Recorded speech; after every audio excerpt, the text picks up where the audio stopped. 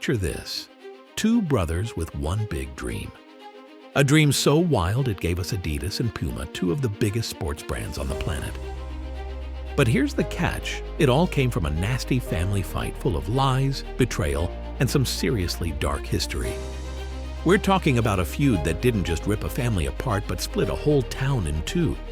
This isn't your average sibling squabble.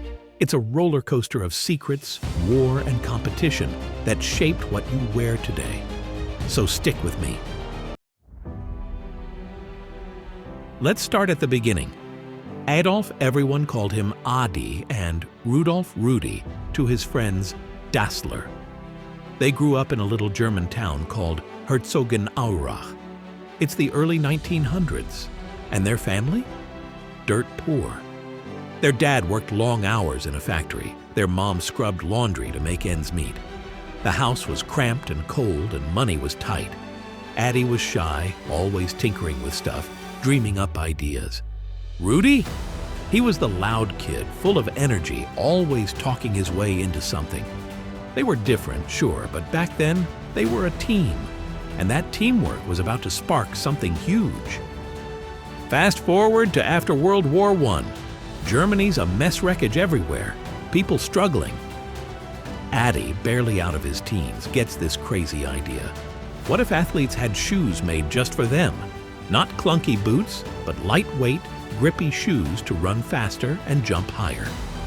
He starts messing around in their mom's laundry room, grabbing whatever he can find: old canvas from army tents, rubber scraps from tires.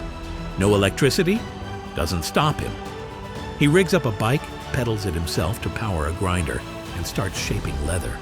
Rudy sees the potential and jumps in, hitting the streets to sell Adi's creations. They're scrappy, they're broke, but they're onto something. By 1924, they make it official: the Dassler Brothers Sport Shoe Factory. Adi's in the back, hammering away, perfecting every stitch. Rudy's out front, charming shop owners, talking up their shoes like they're gold. They're small time, but word spreads.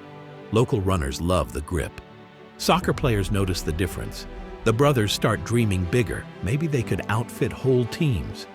It's hard work and long nights, but they're building a name. For a minute, it feels like nothing can stop them, until the world starts shifting under their feet. Then comes the 1930s. Hitler takes over, and the Nazis have this thing for sports: think strong bodies, German pride, all that propaganda stuff. For the Dasslers, it's a gold mine. The government's pushing athletics, and suddenly everyone needs shoes.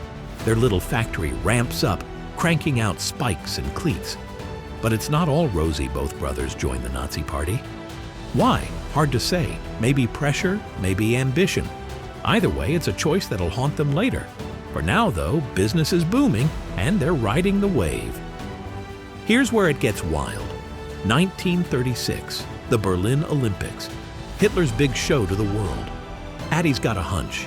He slips a pair of his handmade spikes to Jesse Owens, this black American runner Hitler can't stand. Owens doesn't care about politics. He just wants to win. And he does, big time. 4 gold medals, smashing records, all in Dassler's shoes. The crowd's roaring, the world's watching. And the brothers? They're over the moon.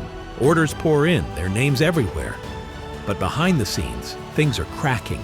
Rudy's pushing for cash, and Adi's obsessed with quality. The first fights start bubbling up. Then World War II hits. Germany's at war, and the factory's pulled into it. They're making boots for Nazi soldiers now, even some tank parts. Rudy gets drafted and shipped off to fight, leaving Adi to run things.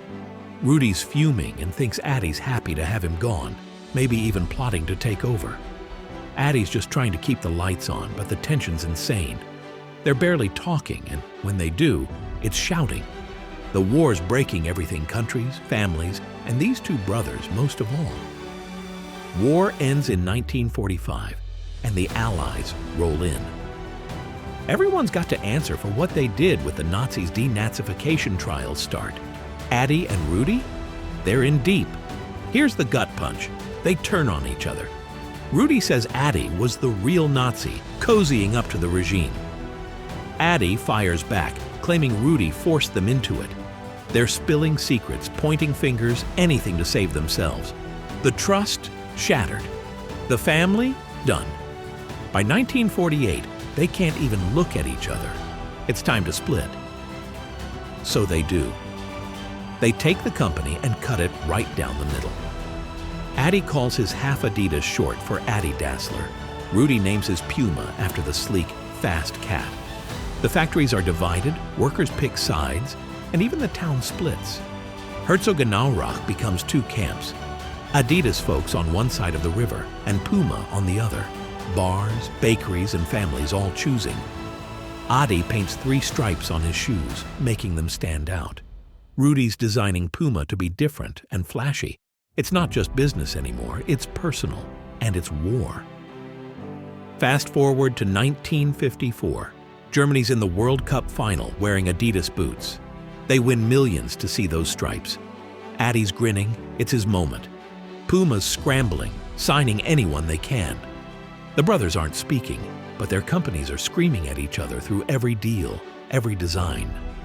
Townsfolk whisper about sabotage rumors of stolen blueprints and trashed shipments. No proof, but the hate's real, and it's about to get messier. Their sons step up Adi's boy Horst, Rudy's son Armin. They're just as stubborn, maybe worse. Horst turns Adidas into a machine, locking down big teams. Armin pushes Puma hard, chasing every star. They make a secret deal. Don't touch Pelé, the Brazilian soccer god. But Puma can't resist. They sign him anyway. Pelé scores, Brazil wins the World Cup, and Puma's everywhere. Horst is livid and calls it a betrayal. The family feud's alive and kicking, passed down like a bad heirloom. By the 60s and 70s, both brands are huge. Adidas is on every soccer pitch. Puma is in gyms and streets. They're making jackets and bags, not just shoes. The rivalry's global now, billboards, TV ads, and every kid picking a side. But it's exhausting. Adi dies in 1978, Rudy in 1974. Their sons take over, but they can't keep up. Mistakes pile up, sales dip. By the 80s, both companies were wobbling and outsiders swooped in. Investors bought them out. The Dassler dreams fading fast. Then new leaders step in. Adidas gets Boost Tech, those bouncy soles, you know. Puma teams up with rappers and designers and goes bold. They climb back, hitting billions again. But here's the twist. Nike's the king now, outpacing them both. Did the feud hold them back? Maybe if they'd stayed together, they'd rule the world. We'll never know. In 2009, they tried to bury it. Adidas and Puma workers play a friendly soccer game and shake hands. Nice gesture. But in Herzogenaurach, the river still splits Adidas from Puma folks. So there you go, a story of 2 brothers, 1 dream, and a fight that changed everything. From a laundry room to billion-dollar brands, it's wild to think it all came from family drama. Could they have beaten Nike together?